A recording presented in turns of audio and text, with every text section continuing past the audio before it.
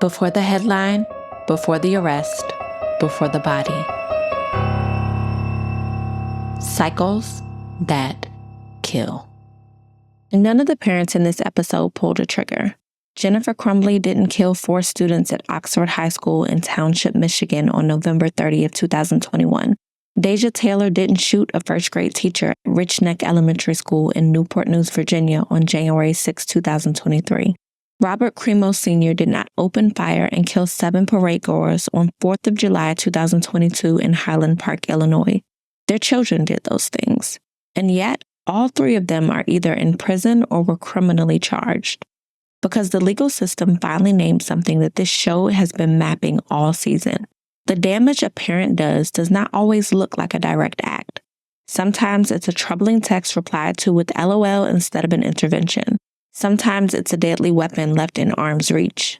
Sometimes it's a signature on a gun sponsorship application. Welcome to Cycles That Kill. I'm Dr. Dylesia. Today is a pattern episode.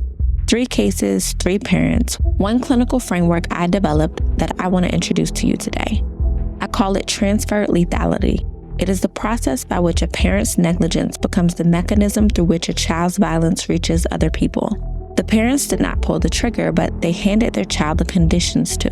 And in all 3 of the cases we're about to discuss today, the law agreed that the parents were responsible.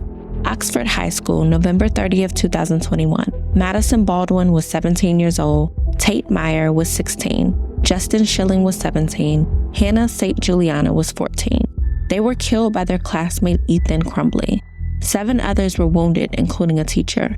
Richneck Elementary School, Newport News, Virginia, January 6, 2023. Abby Zwerner was a first-grade teacher. She was shot by one of her students. He was 6 years old. Highland Park, Illinois, July 4th, 2022.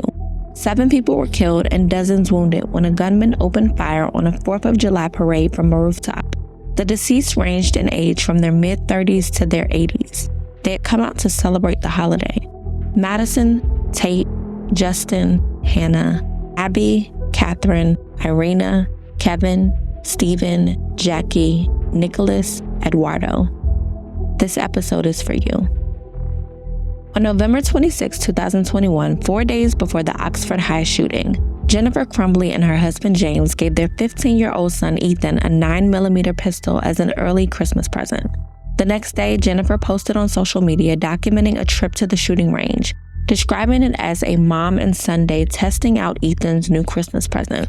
In the months before Ethan was gifted the gun, he had been sending his mother text messages telling her there was a ghost or demon in the house. He asked for mental health help and said the thoughts wouldn't stop, but Jennifer dismissed them as a joke. A week before the shooting, Ethan was caught at school searching for ammunition on his phone. A school official notified Jennifer. She texted her son, LOL, I'm not mad at you. You have to learn not to get caught. On the morning of November 30th, a teacher found a drawing on Ethan's math test review. The drawing depicted a gun, a bullet, and a person bleeding, along with the phrases, "The thoughts won't stop, help me," "blood everywhere," and "my life is useless." Jennifer and James were called into the school for a meeting, during which a counselor recommended they take Ethan home immediately for mental health treatment. They declined and said they had to go to work. Ethan was sent back to class. Approximately 2 hours later, he took a gun out of his backpack and opened fire. When the shooting started, Jennifer received an alert from the school and texted Ethan, "Don't do it," which means she immediately knew it was her son. After the shooting, she texted her boss, "I need my job. Please don't judge me for what my son did." Jennifer and James fled. They were found in a Detroit art studio 4 days later. They were each found guilty of 4 counts of involuntary manslaughter and sentenced to over a decade in prison. Their case marked the first time in United States history that a parent was charged and convicted for a mass shooting committed by their child. On the stand, Jennifer testified, "I've asked myself if I would have done anything differently, and I wouldn't have." Let me introduce the first clinical concept for this case: willful ignorance as a parenting strategy. This is not the same as missing signs. Missing signs is a failure of attunement. The parent genuinely did not see what was there. Willful ignorance is something different. It's the pattern of active not knowing, the conscious or semi-conscious decision to not fully register what a child is communicating, because registering it fully would require action that disrupts your life. Jennifer's LOL text is the most documented example. Her son had just been caught searching for ammunition at school. The school notified her and she texted him that he needed to learn not to get caught and laughed. That is not a mother who missed a sign. That is a mother who received the sign, processed it enough to respond to it, and chose the response that required the least disruption to her existing life. The dismissal of Ethan's hallucination text as a joke, the decision not to take him home from school after the drawing, the silence about the gun in the meeting with his school counselor. Each of those is willful ignorance operating as a parenting strategy. Not stupidity, not blindness, the active construction of a version of reality that is more manageable than the actual reality.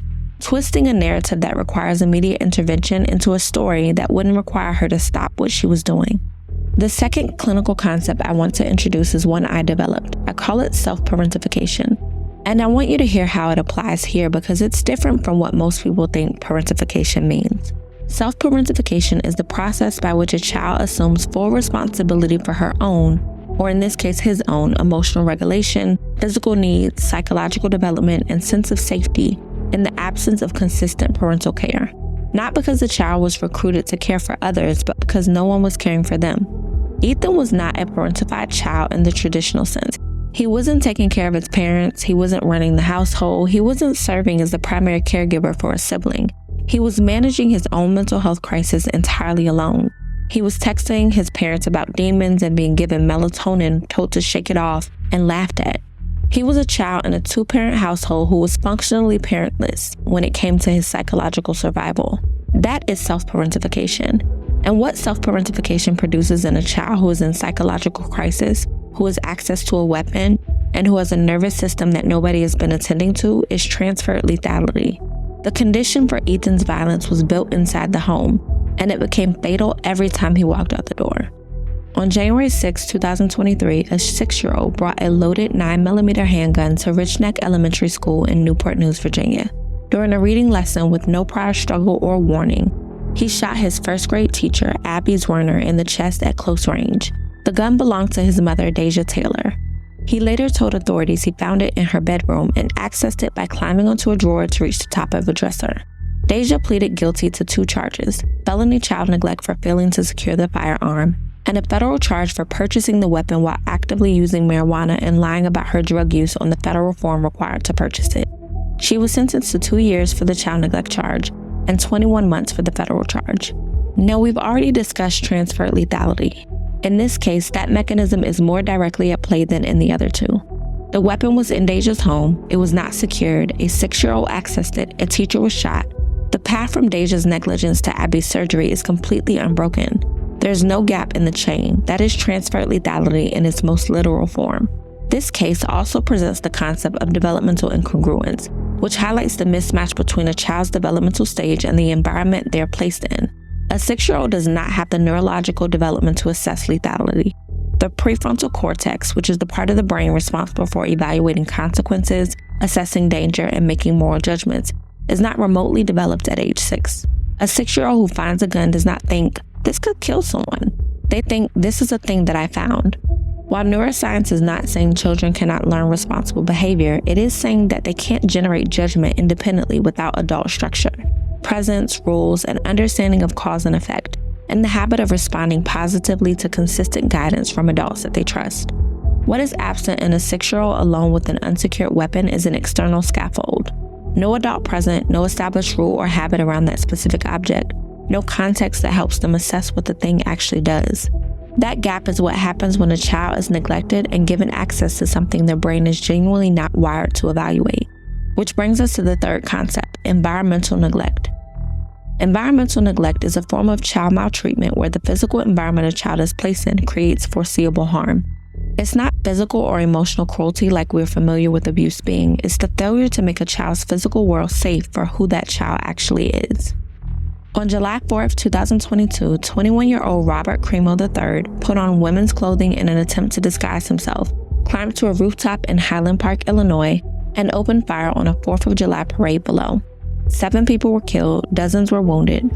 The shooter had legally purchased the weapons used in the attack.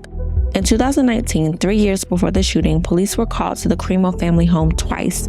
The first call was in April for a delayed report about Robert's attempted suicide. Then in September, Robert threatened to kill members of his family. During the second visit, police discovered and confiscated a collection of knives, a dagger, and a sword. In December 2019, 3 months after that police call, Robert's father signed the paperwork sponsoring his application for a firearm owner's identification card. The card was approved and his son used it to legally purchase the weapons that would ultimately kill 7 people on a national holiday 2.5 years later. Robert's father was charged with 7 counts of reckless conduct.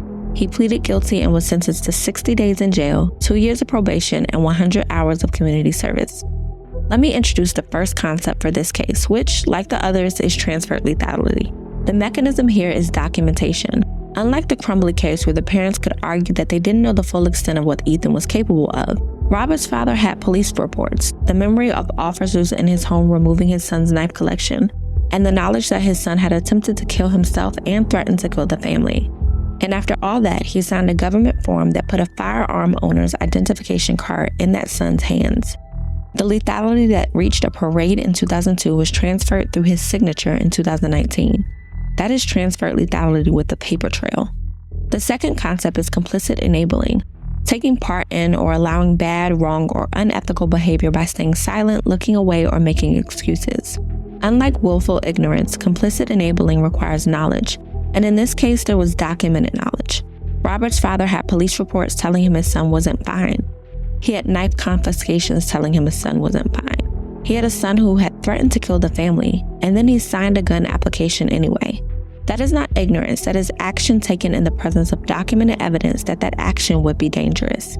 This case also presents an argument that fear-based passivity was at play, and this is the clinical piece that humanizes Robert's father without excusing him, because I want to ask the question underneath his signature. Why would he sign a form giving his son access to firearms after his son had threatened to kill the family?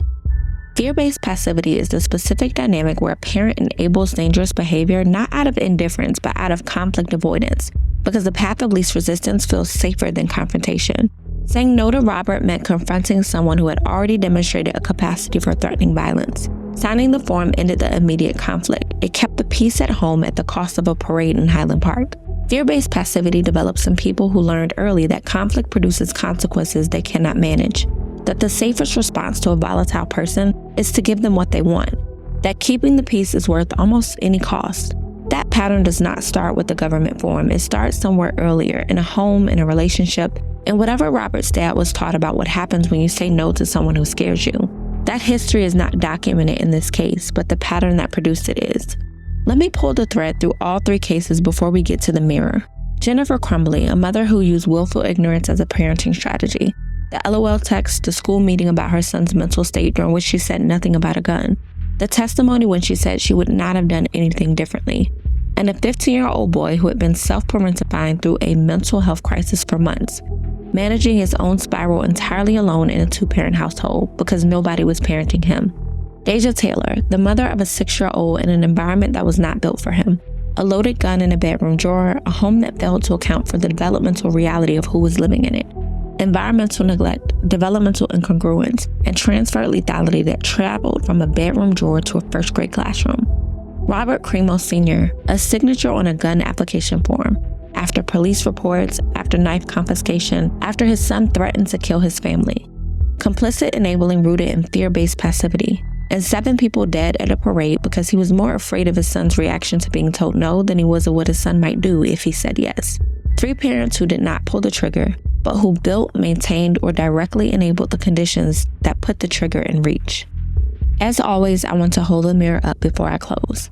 If you're a parent listening to this episode and you felt relief hearing about Jennifer, Deja, and Robert Crimo Sr. because you told yourself, I would never do that, I want to gently push back on that relief.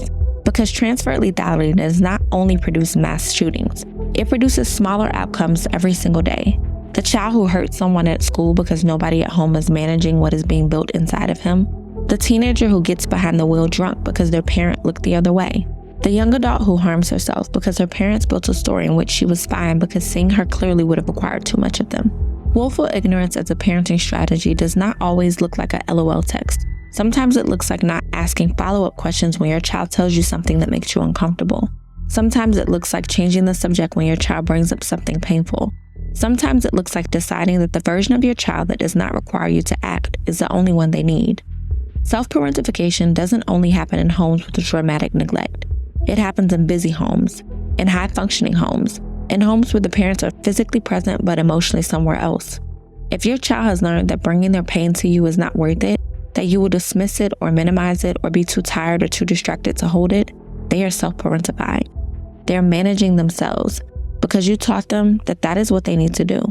And now I want to introduce a concept I developed that I didn't apply to any of the specific cases in this episode because the documentation was not there to support it. But it's real and it may be sitting in your home right now. I call it access as a love language.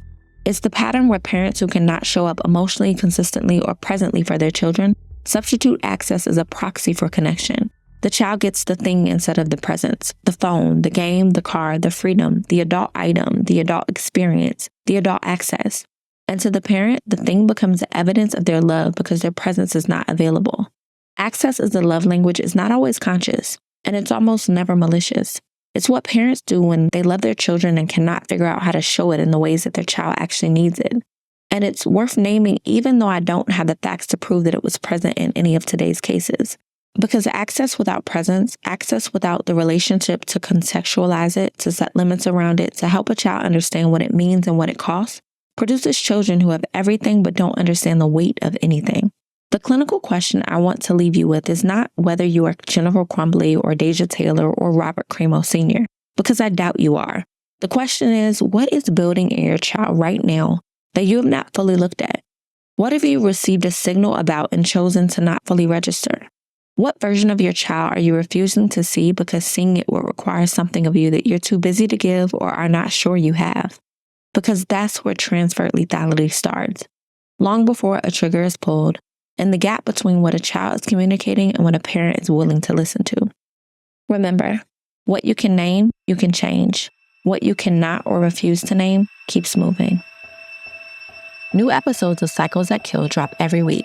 If this episode hit you somewhere real, share it, leave a review on Apple, and come back next week. I'm Dr. Dylesia. This is Cycles That Kill. See you next time.